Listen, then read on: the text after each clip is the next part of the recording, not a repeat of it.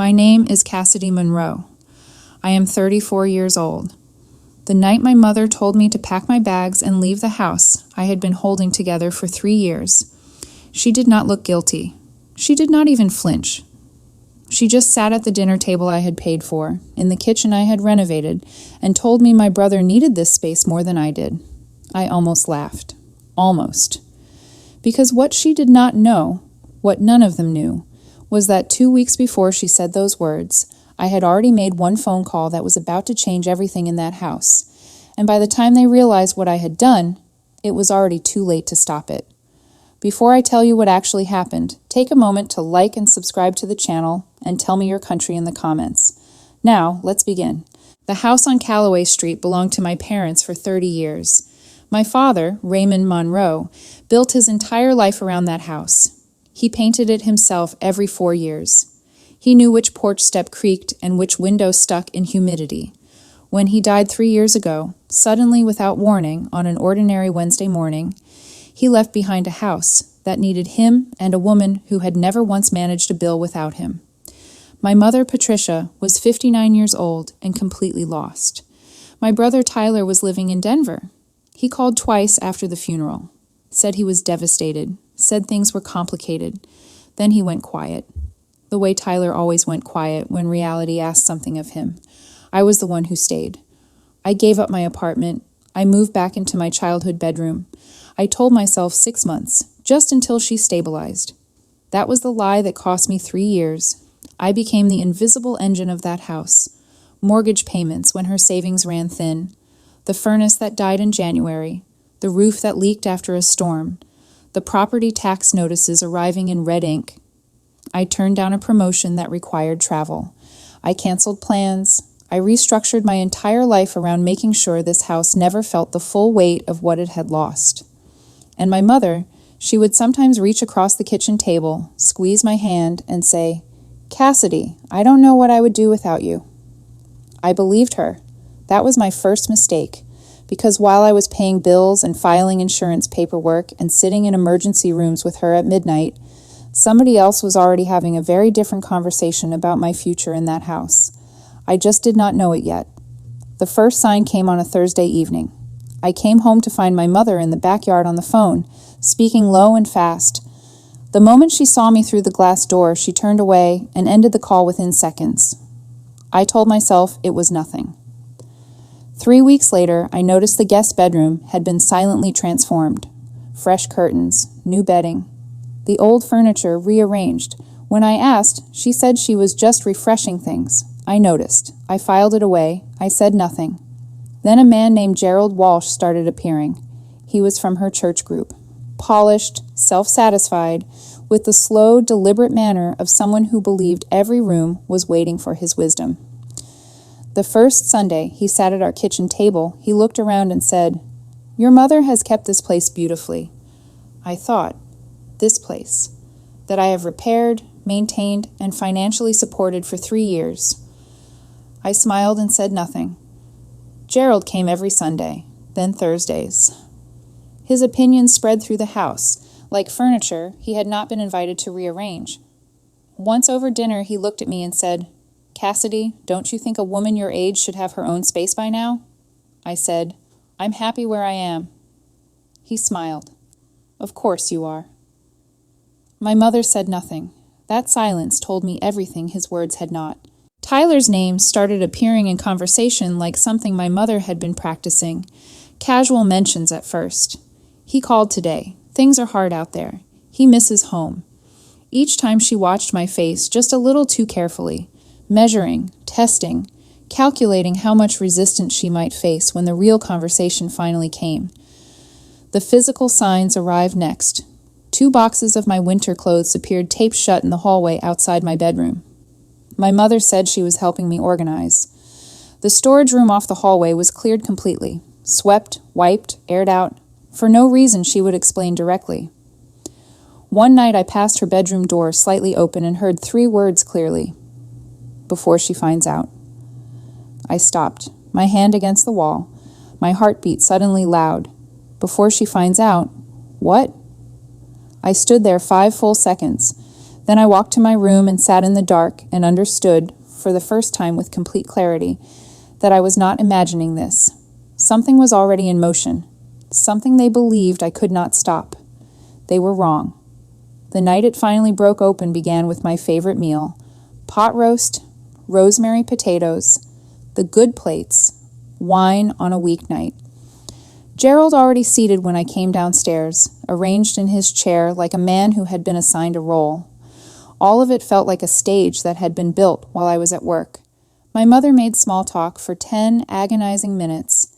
Then she set down her fork and said Tyler was coming home, that he had lost his job and his apartment and was coming back with his 2 kids, that he needed stability, that he needed family. I started calculating solutions immediately. Guest room for the kids, office converted temporarily. We could make it work. Cassidy. Her voice stopped me cold. Tyler needs more space than we have with you here. The children need room to settle. I think it is time for you to find your own place. The room went completely silent. I waited for the correction, the softening, I don't mean it that way. It never came. Gerald put his hand on my mother's arm, supportive, like she was the one being asked to endure something. I said very quietly, "You are asking me to leave." She said, "You are capable, you have a good job. Tyler's situation is more urgent. More urgent." I thought about the furnace, the roof, the tax penalties I had covered out of my own savings, the promotion I had turned down, the lease I had surrendered. 3 years of my life poured quietly into the foundation of this house. I have been paying the mortgage, Mom. You have been contributing. That is what family does. Contributing. And then Gerald leaned back in his chair with that permanent half-smile and said, "Maybe this is exactly the push you needed to finally build your own life." This man, who had never spent a single night here, never paid a single bill, never sat in a hospital waiting room at 2 a.m, hoping my mother's blood pressure had stabilized. Something in me went completely still. Not broken, not even angry, just decided. I stood up, I pushed in my chair, I walked out without a word, because the response they deserved was not going to come from my mouth at that table. It was going to come from a folder on their kitchen counter. And I had already started building it. I drove for 2 hours that night without a destination. By the time I parked outside a late-night diner, the part of me that wanted to plead and remind and make her understand had gone completely quiet. What replaced it was something colder, more precise. I ordered coffee, I opened the notes app on my phone, and I started writing facts. Not feelings, facts. 2 years and 7 months of continuous residency, 15 months of documented mortgage contributions, full payment on the furnace replacement, roof repair, downstairs plumbing, exterior repainting after the HOA notice, bank transfers, contractor receipts, utility payment records. Every document existed because I had always been the kind of person who kept records, not out of suspicion, but out of habit. That night, I was grateful for every single one. The next morning, I called Bridget Okafor. We had gone to college together. She now ran a small tenant rights practice downtown. I told her everything. She listened without interrupting. Then she told me what my mother, Gerald, and Tyler had never once considered. I was not a guest. I was a legal resident. Continuous occupancy, combined with documented financial contribution, created standing that could not be dissolved over pot roast and a request to start packing. My mother could not remove me without formal written notice and legally required timeframes. And given my financial contributions, there were grounds for reimbursement negotiations she would not enjoy. Bridget gave me language, position, options. From her office, I called a property manager named Marcus Webb, who had a 1-bedroom available immediately. Quiet building, good light, 7 minutes from my office. I drove there. I walked through it. I signed the lease the same afternoon. That was day 1. For the next 8 days, I moved in silence. New bank account, funds transferred, every financial document printed in duplicate, 1 set with me, 1 set with Bridget. I packed in careful stages after work, small loads that looked like casual tidying. Documents first, sentimental items, clothing, electronics. I left enough in my room to look undisturbed. Book open on the nightstand, toiletries in the bathroom, coat on the hook by the door. I wanted them to believe I was still paralyzed, still hoping she would change her mind. At home, I played the part perfectly, quiet, slightly deflated, politely vague about timelines when my mother asked. I told Gerald the rental market was harder than expected. I let them believe that panic had made me passive. Meanwhile, I called every utility company, documented which accounts were solely mine, prepared transfer notices ready to activate, contacted a locksmith, and booked an appointment for Friday morning. The same morning Tyler was arriving, I drafted a formal letter with Bridget, civil, precise, documented. The kind of letter that could not be dismissed or argued away over dinner. On the 8th evening, I sat in my nearly empty room and looked at what I had assembled. New apartment, new accounts, legal position on paper, locksmith scheduled, every loose edge sealed.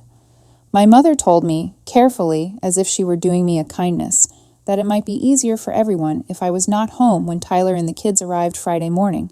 Easier for everyone.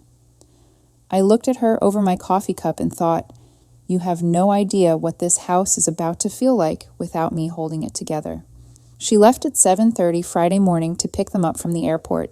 Gerald was meeting them on the way back. She paused in the kitchen doorway before leaving and said she hoped I would have most of my things out before they returned. I smiled and said I was working on it. The second her car turned off Callaway Street, I called the locksmith. He arrived at 9:10. By 10:45, every exterior lock on that house had been replaced. While he worked, my best friend Tara and my co-worker Devin carried out the final boxes, the things I had left deliberately to avoid suspicion.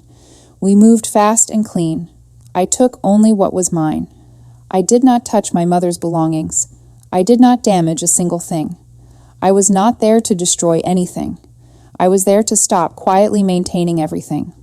On the kitchen table, I left a folder, mortgage contributions, repair receipts, tax penalty documentation, utility records, a formal letter from Bridget on legal letterhead, my residency status, the proper notice requirements my mother had failed to follow, and my terms for reimbursement negotiations.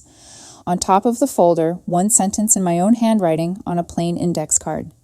Since I was good enough to maintain this house, I was good enough to be treated with basic decency. By 12:15, I was standing in my new apartment. Good light, clean floors, a kitchen where nobody had ever once called me a burden. At 12:42, the first call came in. Then 4 more in 3 minutes. My mother, Tyler, my mother again, an unknown number, Gerald, 2 more unknowns. I let them stack. By the time I checked, 53 missed calls. The people who had planned my removal like a furniture delivery could not survive 60 minutes without the systems I had just quietly withdrawn. I drove back at 2:30, unhurried. I wanted them to wait. I wanted them to feel, just once, what it was like to be standing outside a situation you could not control. I saw them from the end of the block, suitcases on the porch, 2 small children sitting on the front steps, exhausted and confused, Tyler pacing. My mother rigid, phone pressed to her ear. Gerald trying the door handle again with the confidence of a man who had never once been told no by a lock. 2 neighbors working their yards with the elaborate focus of people who were absolutely listening. I parked across the street and walked toward them, holding nothing but my keys, and the calm they had spent 3 years mistaking for submission. My mother turned first. Cassidy, what did you do? I secured my residence. Tyler stepped forward. You changed the locks on Mom's house. Your mother's house that I have been financially maintaining. Yes. One of the children looked up at me. A girl, maybe 8, with her father's eyes and the exhausted stillness of a child who understood that the adults around her were doing something wrong, but could not name what it was. That look cost me something. I want to be honest about that. But I also knew this was not about punishing children. It was about stopping a system.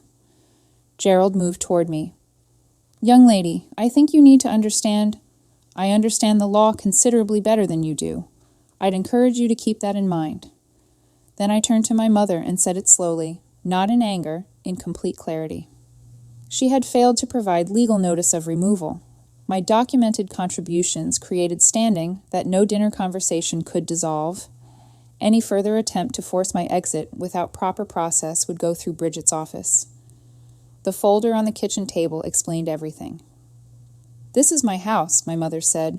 "For 3 years you were happy to let me act like an owner when something needed paying." Tyler said I was extorting them. "Extortion involves threats. This is documentation." Gerald said I was humiliating her publicly. She should have considered that before calling the daughter who kept her afloat a burden in front of a man who has never paid a single bill here. Silence. My mother looked at me with something I had never seen on her face. Not anger, not guilt, something quieter. The specific expression of a person realizing they have badly miscalculated who they were dealing with. I placed one new key in her hand. I told her the children were not going to be kept outside. She could enter. But the matter of my removal and reimbursement would proceed on legal terms and in writing. Tyler grabbed the key and dragged the suitcases inside without looking at me. The children followed. Gerald followed without making eye contact. My mother stood on the porch a moment longer. "I didn't think you would actually do it," she said. "I know. Your father would never have put me here." I walked back to my car. She did not call after me. 6 months later, the reimbursement settled. Not everything, but enough to exist on paper as proof that what I had given was real. Tyler lasted 7 months before drifting again toward another city, another fresh start, another set of people to lean on until the leaning became inconvenient. My mother was left in that house quieter and more expensive than she had imagined, with a garden that needed tending and bills that had never once managed themselves. Gerald stopped coming around once the actual work became visible. I saw my mother at a family gathering 4 months later. She found me near the kitchen and said carefully, "I think I made mistakes." I said, "Yes." She waited for me to fill the silence, to say it's okay, to make it easier for her. I did not out of cruelty, but because I had spent 3 years filling silences that were never mine to carry, and I was finished doing it out of habit. Here is what I know now. Love is not measured by how much you are willing to absorb.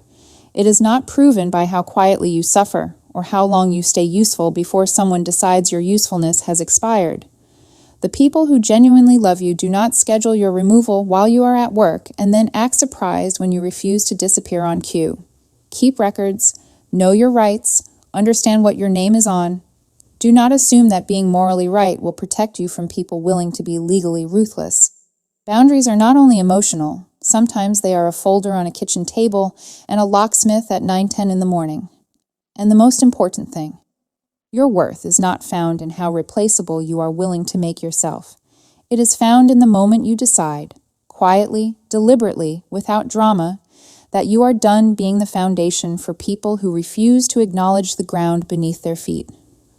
I built my life on my own terms, in an apartment with good light and honest floors. And some mornings I sit there with my coffee and feel something that is not quite forgiveness and not quite triumph. It is peace, the kind you only find when you stop waiting for the people who hurt you to admit that they did. If this one stayed with you, that video on your screen right now hits even harder. Same silence, same moment, everything finally shifts. Click it. You won't want to stop.